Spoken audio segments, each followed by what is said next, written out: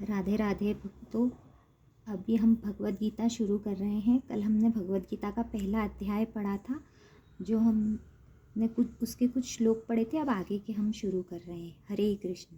जय श्री हरि, जय श्री हरि, जय श्री हरि, जय श्री हरि, जय श्री हरि, जय श्री जय श्री हरि, जय श्री हरि। हरे कृष्ण कृष्ण कृष्ण हरे हरे, हरे राम राम राम हरे हरे। जय श्रीमद् भगवद गीता यथारूप की जय।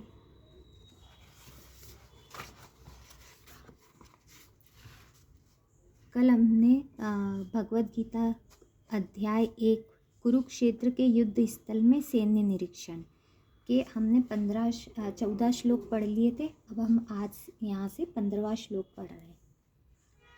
पांचजन्यम ऋषिकेशो देवदत्तं धनंजय पौंड्रुदधुमो महाशंकं भीमकर्मावृकोदरः।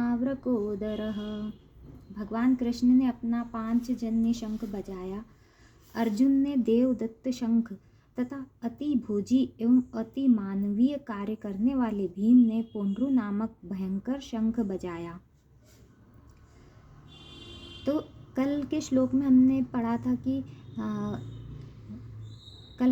था कि भीष्म पितामह ने शंख बजाए और दुर्योधन ने सबको समझाया कि कैसे युद्ध करना है, क्या करना है सब। अब हम आगे आज जो है ये शंख बजाया, अर्जुन ने देवदत्त शंख बजाया। तो इसका तात्पर्य है, इस श्लोक में भगवान कृष्ण को ऋषिकेश कहा गया है क्योंकि वे ही समस्त इंद्रियों के स्वामी हैं। सारे जीव उनके भिन्नांश है, अतः जीवों की इंद्रियां भी उनकी इंद्रियों के अंश है। चूँकि निर्विशेषवादी जीवों की इंद्रियों का कारण बताने में असमर्थ है, इसीलिए वे जीवों को इंद्रिय रहित या निर्विशेष कहने के लिए उत्सुक रहते हैं।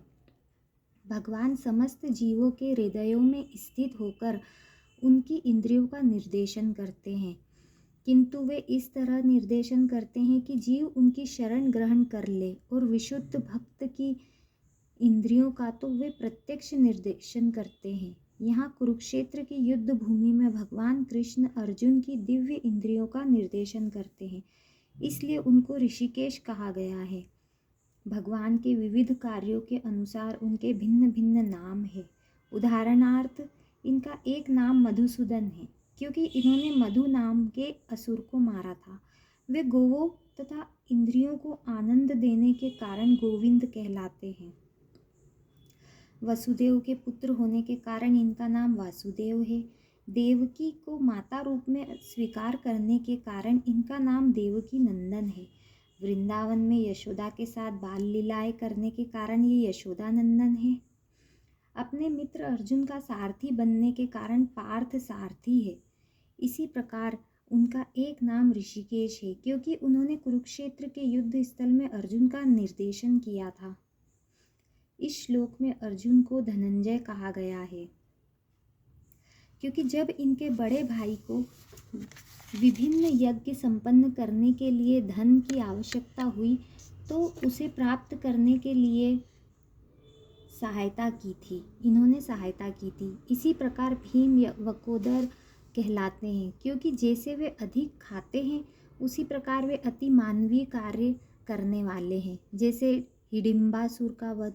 अतः पांडवों के पक्ष में श्री कृष्ण इत्यादि विभिन्न व्यक्तियों द्वारा विशेष प्रकार के शंखों का बजाया जाना युद्ध करने वाले सैनिकों के लिए अत्यंत प्रेरणाप्रद था।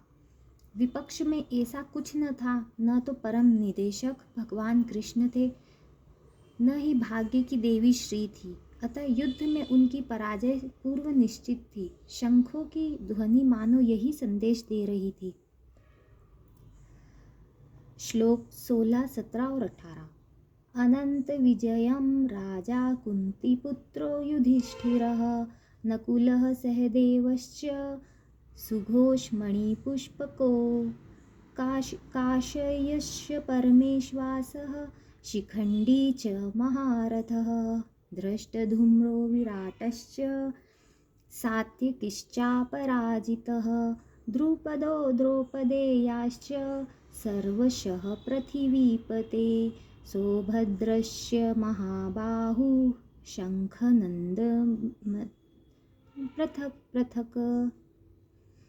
हे राजन, कुंती पुत्र राजा युधिष्ठिर ने अपना अनंत विजय नामक शंख बजाया तथा नकुल और सहदेव ने सुघोष एवं मणि पुष्पक शंख बजाए। महान धनुर्धर काशीराज, परम योद्धा शिखंडी, धृष्टद्युम्न, विराट, अजय, सात्यकी, द्रुपद, द्रौपदी के पुत्र तथा सुभद्रा के महाबाहु पुत्र आदि सबों ने अपने अपने शंख बजाए।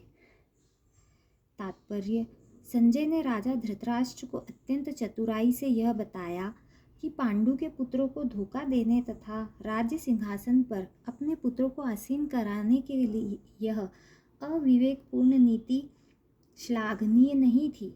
लक्षणों से पहले से ही यह सूचित हो रहा था कि इस महायुद्ध में सारा कुरुवंश मारा जाएगा। भीष्म पितामह से लेकर अभिमन्यु तथा अन्य पुत्रों तक विश्व के अनेक देशों के राजाओं समेत उपस्थित सारे के सारे लोगों का विनाश निश्चित था। यह सारी दुर्घटना राजा धृतराष्ट्र के कारण होने जा रही थी, क्योंकि उसने अपने पुत्रों की कुनीति को प्रोत्साहन दिया था।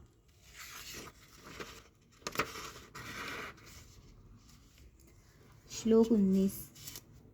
सघोषो धार्तराष्ट्राणां हृदयानि व्यदारत नभश्च पृथिवीं चैव तुमुलोऽभ्यनुनादयन्। इन विभिन्न शंखों की ध्वनि कोलाहल पूर्ण बन गई और जो आकाश तथा पृथ्वी को शब्दयमान करती हुई धृतराष्ट्र के पुत्रों के हृदयों को विदीर्ण करने लगी। तात्पर्य: जब भीष्म तथा दुर्योधन के पक्ष के अन्य वीरों ने अपने अपने शंख बजाए तो पांडवों के हृदय विदीर्ण नहीं हुए। ऐसी घटनाओं का वर्णन नहीं मिलता, किंतु विशिष्ट श्लोक में कहा गया है कि पांडव पक्ष के शंखनाद से धृतराष्ट्र के पुत्रों के हृदय विदीर्ण हो गए। इसका कारण स्वयं पांडव और भगवान कृष्ण में उनका विश्वास है। परमेश्वर की शरण ग्रहण करने वाले को किसी प्रकार का भय नहीं रह जाता, चाहे वह कितनी ही विपत्ति में क्यों न हो। श्लोक 20। अथ व्यवस्थितानंश्च धार्तराष्ट्रान् विपिध्वजः प्रवृत्ते शस्त्रसम्पाते धनुरुद्धम्य पाण्डवः ऋषिकेशं तदा वाक्यमिदमाह महीपते। उस समय हनुमान से अंकित ध्वजा लगे रथ पर आसीन पांडुपुत्र अर्जुन अपना धनुष उठाकर तीर चलाने के लिए उद्यत हुआ। हे राजन, धृतराष्ट्र के पुत्रों को व्यूह में खड़ा देखकर अर्जुन ने श्री कृष्ण से ये वचन कहे। युद्ध प्रारंभ होने ही वाला था। उपर्युक्त कथन से ज्ञात होता है कि पांडवों की सेना की अप्रत्याशित व्यवस्था से धृतराष्ट्र के पुत्र बहुत कुछ निरुत्साहित थे, क्योंकि युद्ध भूमि में पांडवों का निर्देशन भगवान कृष्ण के आदेशानुसार हो रहा था। अर्जुन की ध्वजा पर हनुमान का चिन्ह भी विजय का सूचक है, क्योंकि हनुमान ने राम तथा रावण युद्ध में राम की सहायता की थी, जिससे राम विजयी हुए थे। इस समय अर्जुन भी की सहायता के लिए उनके रथ पर राम तथा हनुमान दोनों उपस्थित थे। भगवान कृष्ण साक्षात राम हैं और जहाँ भी राम रहते हैं वहाँ उनका नित्य सेवक हनुमान होता है तथा उनकी नित्य संगिनी वैभव की देवी सीता उपस्थित रहती है। अतः अर्जुन के लिए किसी भी शत्रु से भय का कोई कारण नहीं था। इससे भी अधिक इंद्रियों के स्वामी भगवान कृष्ण निर्देश देने के लिए साक्षात उपस्थित थे। इस प्रकार अर्जुन को युद्ध करने के मामले में सारा सत्परामर्श प्राप्त था।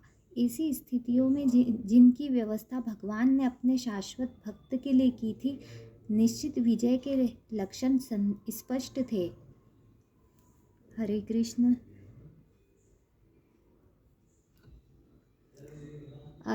श्लोक 21-22। अर्जुन उवाच। अब अर्जुन कह रहे हैं, सेनयोरुभयोर्मध्ये रथम स्थापय मेच्युत यावदेतात्रिरीक्षेऽहं योद्धुकामावस्थितान् कैर्मया सह योद्धव्यमस्तिरन्मन समुद्धमे। अर्जुन